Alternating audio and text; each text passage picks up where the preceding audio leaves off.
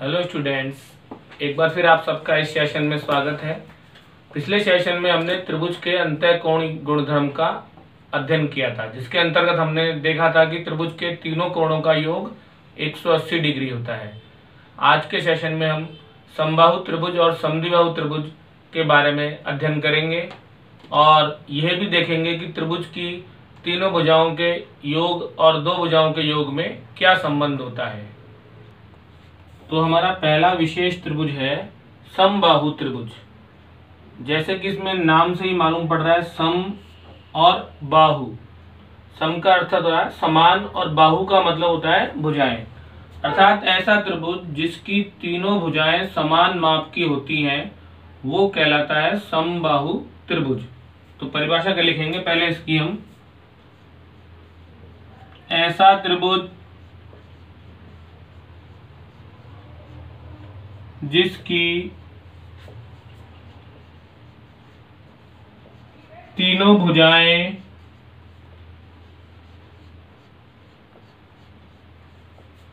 समान माप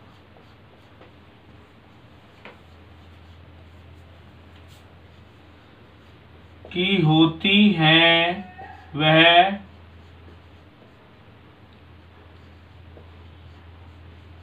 समबाहु त्रिभुज कहलाता है। जैसे आप देखिए, इसका एक चित्र बनाते हैं हम, जिसमें तीनों भुजाएं समान माप की लेनी है हमको। जैसे एक समबाहु त्रिभुज है हमारा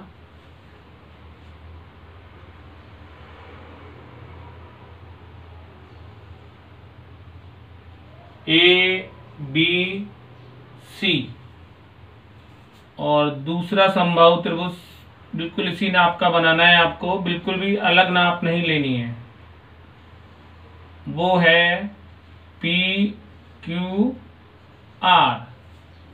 ये दोनों समबाहु त्रिभुज बिल्कुल समान नाप के बनाने हैं आपको। ये भी 5-5 सेंटीमीटर का है इसकी लंबाई भुजाओं की, और इसकी लंबाई भी आपको भुजाओं में 5-5 सेंटीमीटर लेनी है।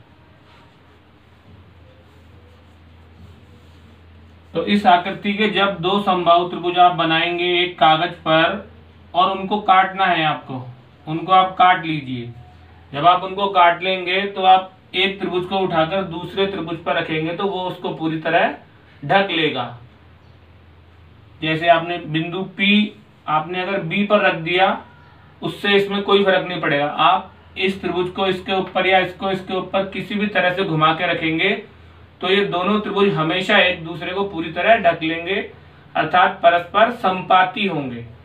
तो जिससे ये बात सिद्ध होती है कि इसमें तीनों भुजाएं समान माप की होती हैं और इसके जो तीनों कोण होते हैं वो भी समान माप के होते हैं। तो इससे हमें निष्कर्ष निकल सकता है कि समबाहु त्रिभुज में तीनों भुजाएं समान माप की होती है और प्रत्येक कोण भी क्या होता है, इसका समान माप का होता है। तो समबाहु त्रिभुज में प्रत्येक कोण समान माप का होता है। तो जैसे हमको इसमें ज्ञात करना है कि हमारा एक कोण कितने डिग्री का होता है समबाहु त्रिभुज में, तो इसमें हम ज्ञात भी कर सकते हैं क्योंकि तीनों कोण समान माप के हैं। तो हम मान सकते हैं, माना इसका जो एक कोण है वो x का है तो दूसरा भी x का होगा, तीसरा भी x का होगा। तो यहाँ पर हम मान लेंगे, माना प्रत्येक कोण x का है। अब हम ज्ञात कर रहे हैं कि समबाहु त्रिभुज में एक कोण का माप कितने डिग्री होता है। तो हम जानते हैं कि त्रिभुज में प्रत्येक कोण x डिग्री का है, मान लिया हमने। माना प्रत्येक कोण x डिग्री का है। अब हमने पिछले सेशन में पढ़ा था कि त्रिभुज के तीनों अंतःकोणों का योग कितना होता है, 180 डिग्री, बिल्कुल सही।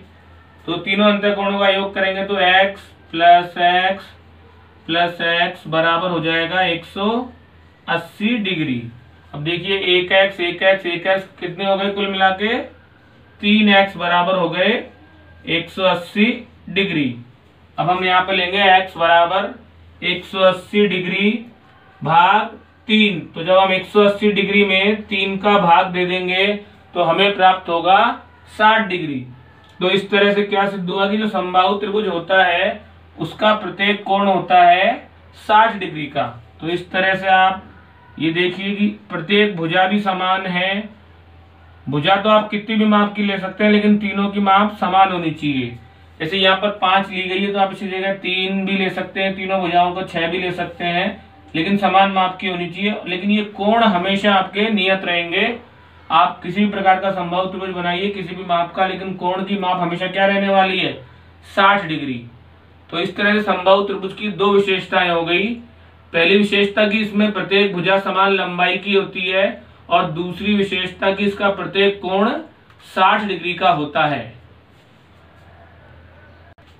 अगला हमारा विशेष त्रिभुज है समद्विबाहु त्रिभुज। इसमें भी देखिए आप नाम से ही मालूम पड़ रहा है, सम अर्थात समान, द्वि मतलब दो, बाहु मतलब भुजाएं, अर्थात वह त्रिभुज जिसकी दो भुजाओं की माप समान होती है वह समद्विबाहु त्रिभुज कहलाता है। तो परिभाषा लिख देंगे इसकी, ऐसा त्रिभुज जिसमें दो भुजाओं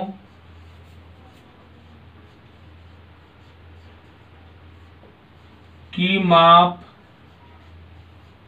समान हो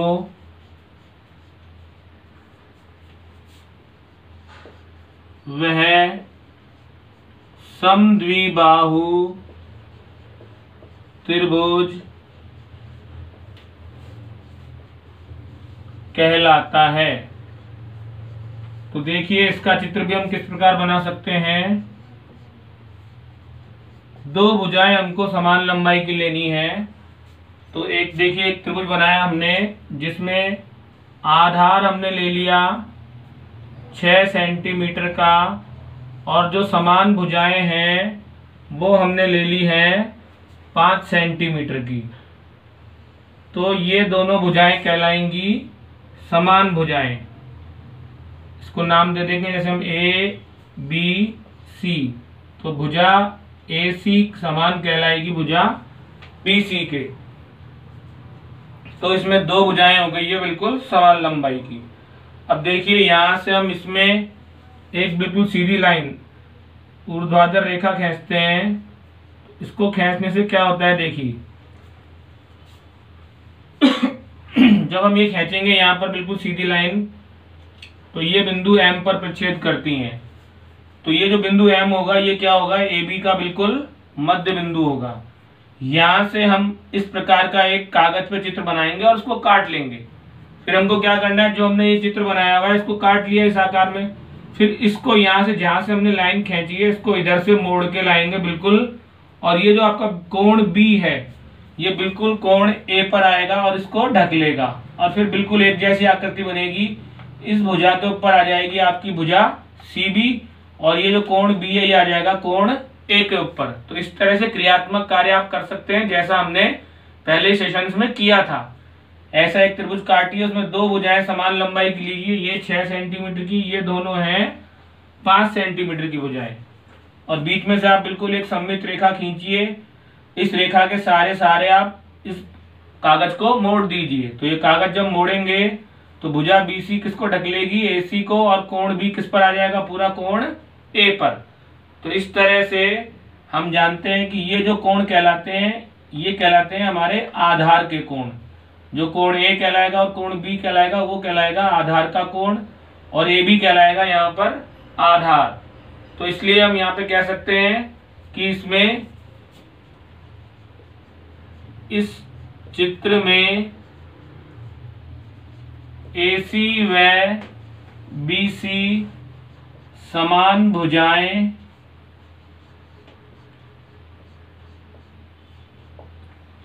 हैं। AB आधार है तथा कोण A व कोण B, कोण A व कोण B आधार के कोण हैं, मतलब आधार पे बने हुए कोण हैं।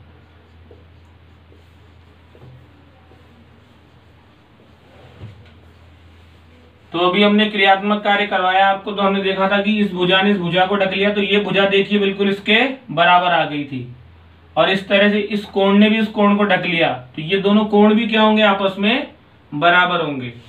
तो इस तरह से क्या निष्कर्ष निकला हमारे कि जब समद्विबाहु त्रिभुज में जो भुजाएं समान होती हैं तो उनके सामने वाले कोण भी क्या होते हैं, बिल्कुल समान होते हैं। तो ये भी हम लिख सकते हैं, इसकी विशेषता हो गई कि समद्विबाहु त्रिभुज में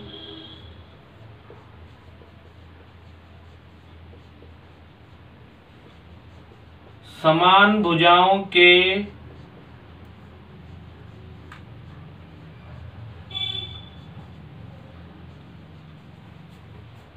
सम्मुख कोण भी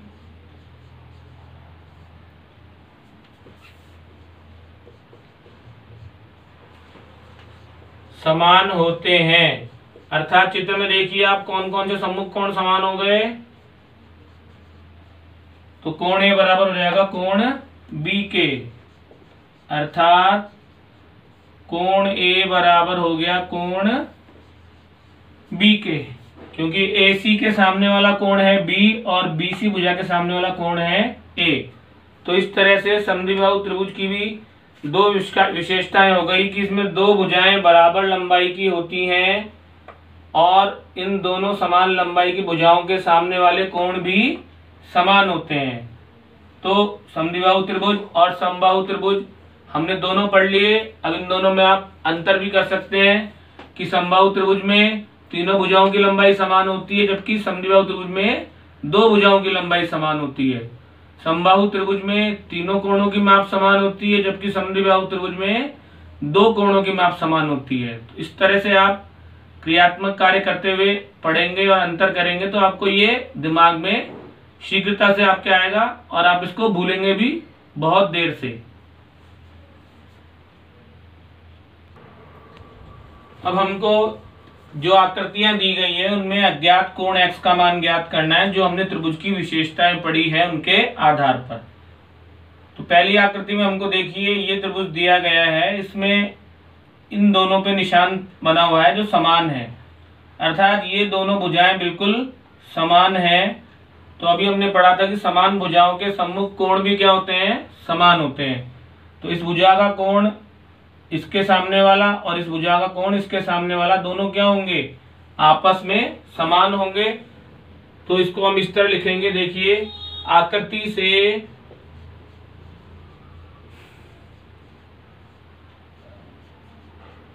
समान भुजाओं के सम्मुख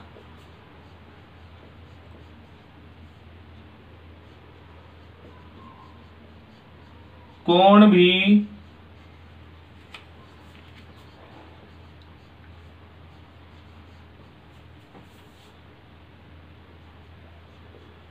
समान होते हैं। इसलिए हमको इसको नाम दे देते हैं ABC। तो पहले हम लिख देंगे कौन सी भुजा बराबर है। इसमें देखिए आपको मालूम पड़ रहा है भुजा AC बराबर है AB के। तो देखिए इन भुजाओं के सामने वाले कोण, AC के सामने वाला कोण है x और AB के सामने वाला कोण है 40, इसलिए कोण x बराबर हो जाएगा 40 डिग्री। इसका कारण हम लिख चुके हैं पहले कि समान भुजाओं के सम्मुख कोण भी समान होते हैं, तो कोण x बराबर कितना हो जाएगा 40 डिग्री का। अब इसी प्रकार देखिए ये अगला,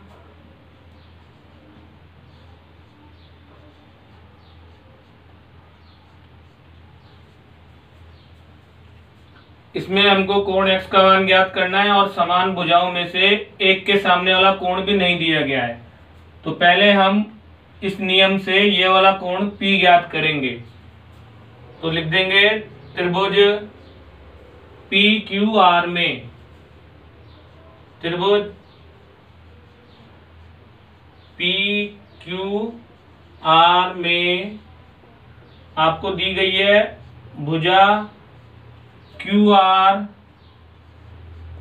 बराबर दी गई है पी क्यू के, तो भुजा क्यू आर बराबर दी है पी क्यू के, तो क्यू आर के सामने वाला कोण है पी और पी क्यू के सामने वाला कोण है आर। तो इसलिए इनके सम्मुख कोण भी समान होंगे।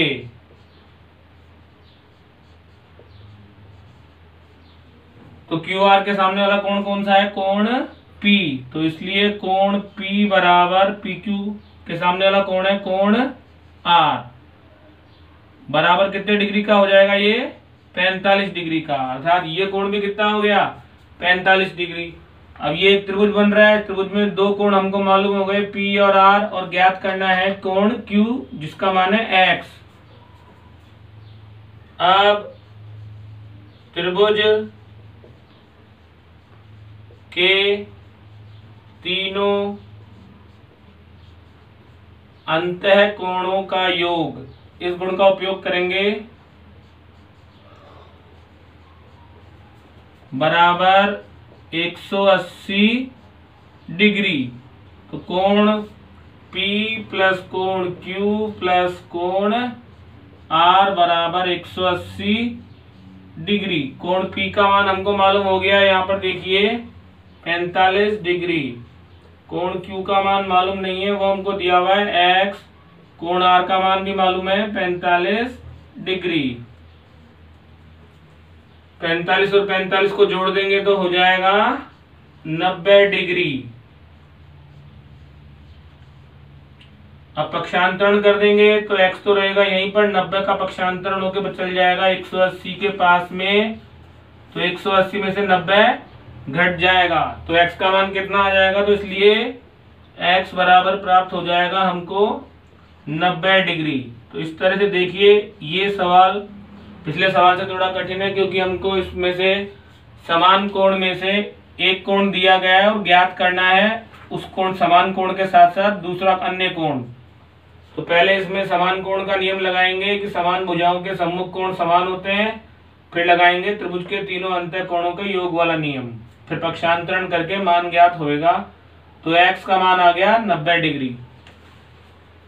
अब इस आकृति में देखिए, हमको त्रिभुज ABC में समान भुजाएं दी गई है और समान भुजाओं के मध्य का कोण दिया हुआ है, और समान भुजाओं के सामने वाले दोनों ही कोण नहीं दिए गए हैं। उनमें से एक कोण ज्ञात करना है हमको। तो हमको पहले ध्यान रखना है कि जो समान भुजाएं हैं उनके सामने वाले दोनों कोण बराबर होते हैं। तो हम लिख देंगे कि हम आकृति में देखते हैं कि समान भुजाओं के सम्मुख कोण भी समान होते हैं। इसलिए पहले देखेंगे भुजा कौन कौन सी समान है। भुजा AC बराबर AB। अब AC के सामने वाला कोण है B और AB के सामने वाला कोण है C। तो कोण B बराबर किसके हो जाएगा? कोण C के।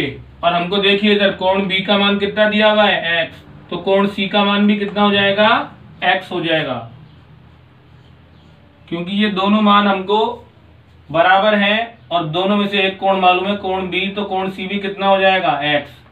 अब कोण A का मान दिया हुआ है हमको 100 डिग्री, तथा कोण A बराबर दिया हुआ है यहाँ पर 100 डिग्री। तो हम देखिए यहाँ पर लिखेंगे जो 100 डिग्री है वो कोण A का मान है, और कोण B और C दोनों का मान है X और X। तो लिख देंगे अब त्रिभुज ABC में तीनों कोणों का योग बराबर 180 डिग्री। तीनों कोणों के नाम लिखेंगे पहले, A, B और C बराबर 180 डिग्री। अब A का मान तो हमको दिया हुआ है 100 डिग्री, लेकिन B और C के मान हमको दिए हुए नहीं है और वो हमने माने हैं X। तो दोनों की जगह आ जाएगा X। अब 100 डिग्री तो अचर राशि, इसलिए इसका हो जाएगा पक्षांतरण 180 के पास में और ये एक एक्स और एक एक्स मिलके कितने एक्स हो जाएंगे, 2x। तो 2x बराबर लिख देंगे 180 माइनस 100 डिग्री। अब x का मान ज्ञात करना है तो x के साथ में जो संख्या गुणा में वो कहाँ पे आ जाएगी, भाग में आ जाएगी। तो x बराबर हो जाएगा 180 डिग्री बटा 2। तो 180 में हम भाग दे देंगे 2 का, तो हमें प्राप्त होएगा 90 डिग्री। तो इस तरह से इस x का मान 90 डिग्री है, तो इस x का मान भी कितना डिग्री आएगा, 90 डिग्री।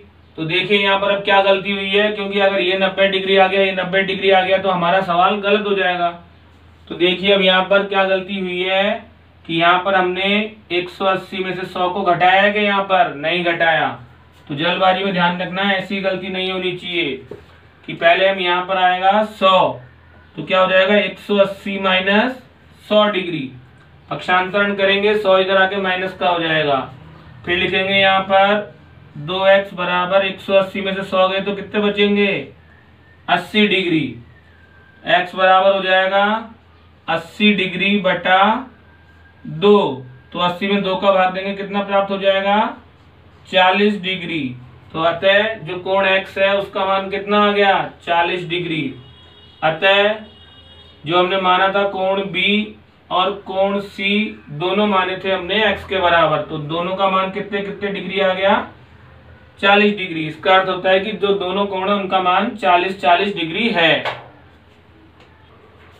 अब इस आकृति में भी देखिए हमको दिया हुआ है त्रिभुज ABC और BC की भुजा D को बढ़ाया गया है और इस पर एक बाह्य कोण बन रहा है 120 डिग्री का।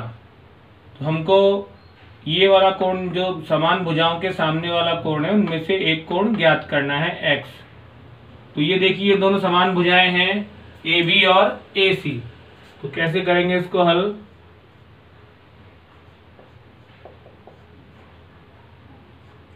त्रिभुज ABC में भुजा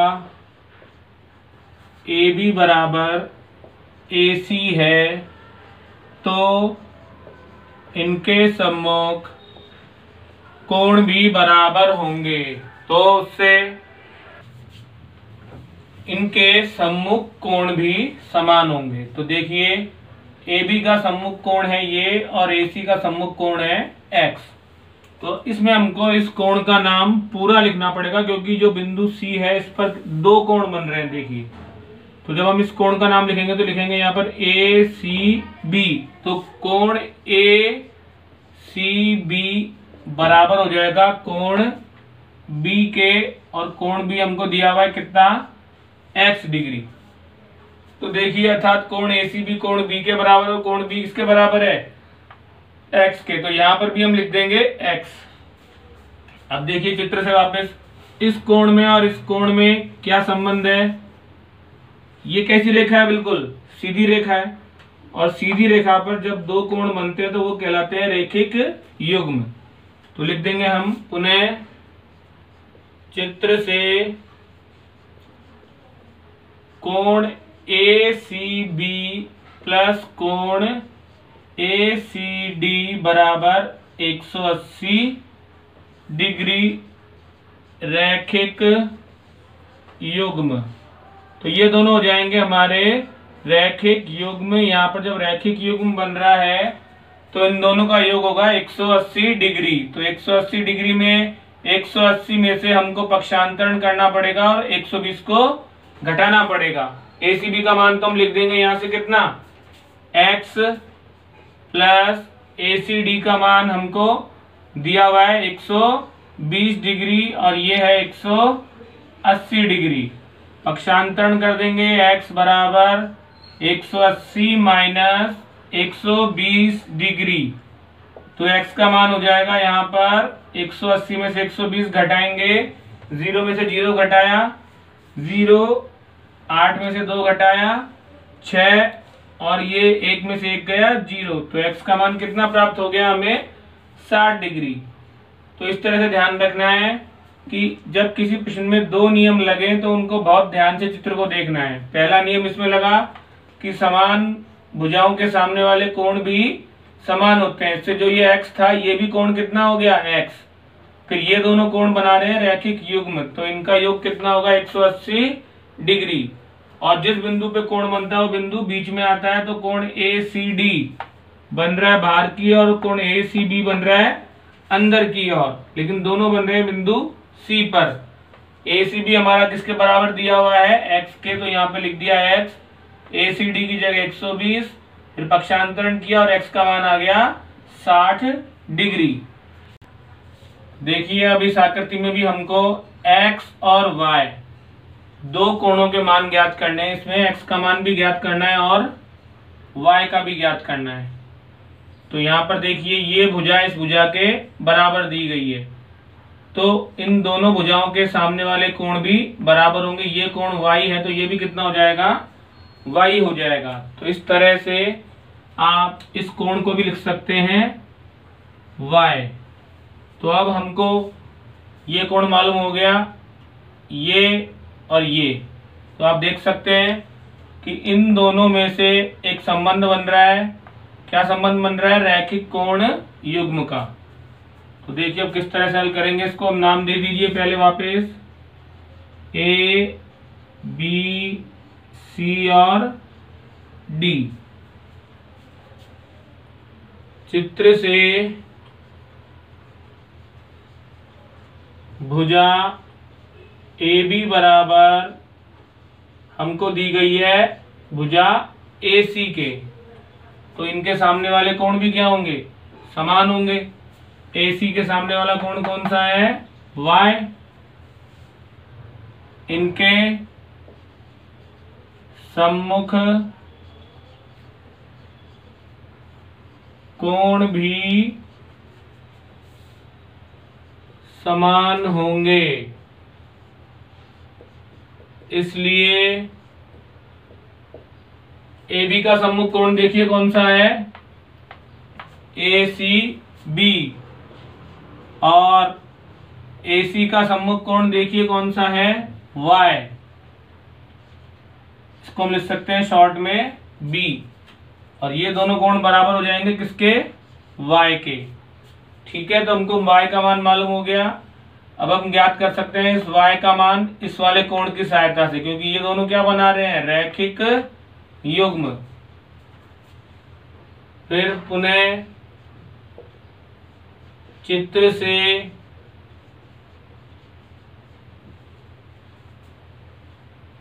कोण ACB प्लस कोण ACD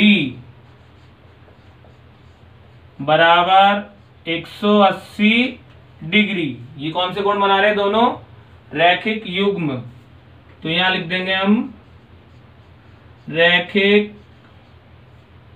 युग्म, और मान रख देंगे ACB का मान है y, ACD का मान है 120 डिग्री। तो y बराबर हो जाएगा 180 डिग्री माइनस 120 डिग्री। 180 में से 120 घटाएंगे तो प्राप्त हो जाएगा हमको 60 डिग्री। तो हमारे को एक y का मान ज्ञात हो गया है, ये 60 डिग्री। अब हम ज्ञात करेंगे x का मान। तो x का मान हम ज्ञात कर सकते हैं किससे, ये बाह्य कोण है और ये दोनों है सम्मुख अंतः कोण। तो लिख देंगे हम जानते हैं कि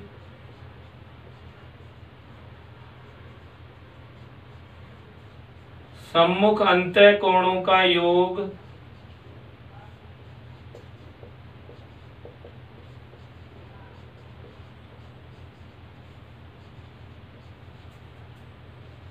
बराबर होता है बाह्य कोण के।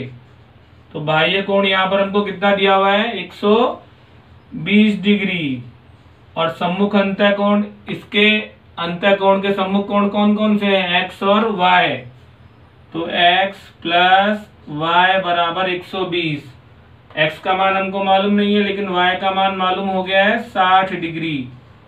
तो 60 डिग्री बराबर में 120 डिग्री। पक्षांतरण कर देंगे अब, तो x बराबर हो जाएगा 120 डिग्री माइनस 60 डिग्री, तो 120 में 60 घटा देंगे तो कितना बच जाएगा 60 डिग्री। तो इस तरह से x का मान भी कितना प्राप्त हो गया हमको 60 डिग्री। तो x का मान भी 60 डिग्री और y का मान भी 60 डिग्री, अर्थात ये तीनों कोण क्या है हमारे बराबर आ गए इस प्रश्न में, क्योंकि ये बाह्य कोण से हमने निकाला पहले ये रैखिक युग्म, फिर निकाला ये दोनों कोण में x का मान।